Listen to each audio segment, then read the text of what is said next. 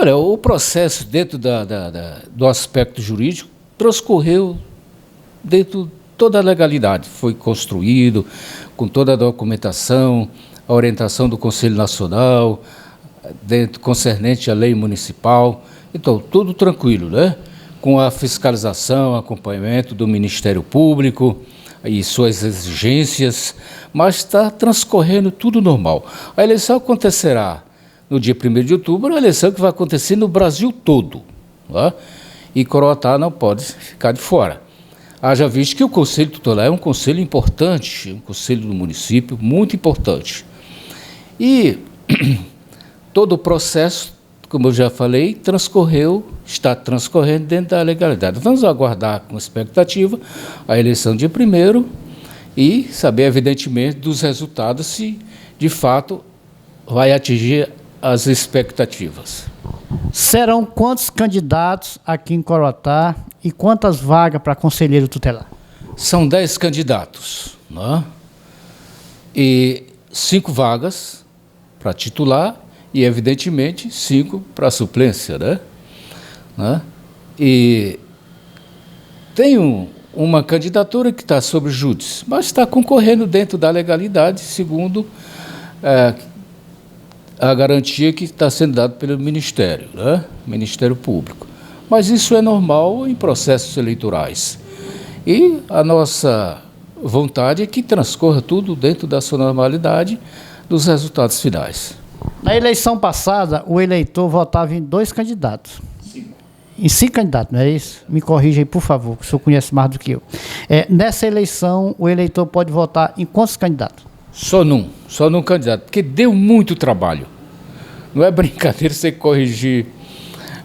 E naquela eleição foi na cédula. Essa eleição tem uma novidade, tem uma facilidade, que é a urna eletrônica.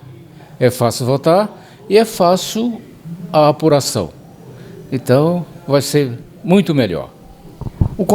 Os conselheiros que forem eleitos assumirão que dia? Quando tomarão posse? Vai acontecer no dia 10 de janeiro. Ó. Daí para um novo mandato. Eu queria que o senhor, já que está inserido nesse processo aí, fizesse uma convocação para a população para participar da eleição, já que nós estamos entrando aí na escolha dos novos conselheiros. O voto não é obrigatório, é facultativo, e que as pessoas pudessem ir lá dar o seu voto e eleger o seu conselheiro tutelar predileto. Diante da necessidade de se ter um conselho forte, é necessário que a população participe. E a participação da sociedade, do eleitor, é votar nos seus candidatos escolhidos, para que tenhamos um conselho realmente forte, com conselheiros comprometidos com a defesa dos direitos da criança. Porque o conselho tutelar, hoje é um conselho já bem divulgado, um conselho já bem construído, né? E é importante que a sociedade tenha, de fato, um conselho tutelar forte para que se possa trabalhar o direito, a defesa dos direitos da criança e do adolescente no nosso município. Ronaldo Pessoa, em primeiro lugar, boa tarde aos telespectadores que estão assistindo o seu programa, e dizer que as eleições e o processo está acontecendo de forma tranquila, legível, com transparência, junto com os candidatos, e que a população se faça presente nas eleições, justamente para eleger aquelas pessoas que se colocaram à disposição para trabalhar dentro dessas políticas públicas, que elas são importantes, porque essas eleições elas irão acontecer nos 217 municípios do Brasil, não é só em Coroatá. E com isso, essas políticas elas são importantes justamente em defesa da criança e do adolescente, principalmente no mundo que nós vivemos hoje de muita vulnerabilidade.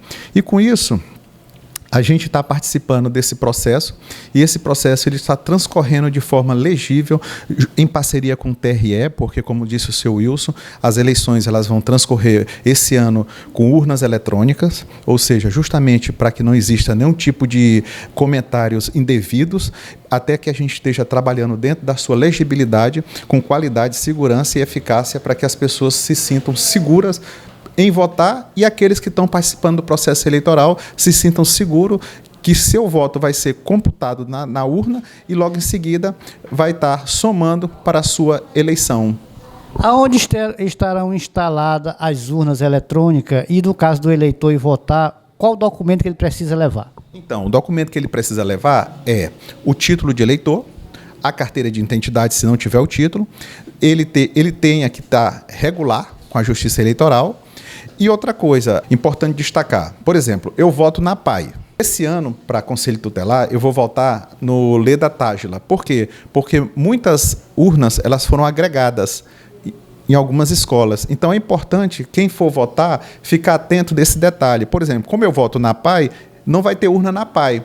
Quem vota na PAI vai votar no Colégio Leda Tágila, no antigo Leda Tágila.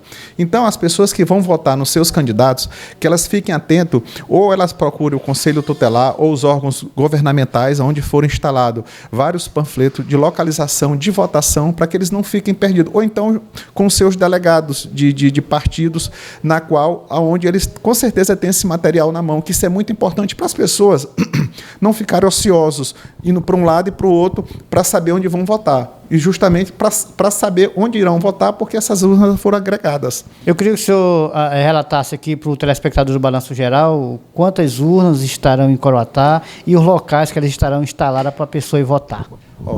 Ronaldo, o TRE disponibilizou 14 urnas.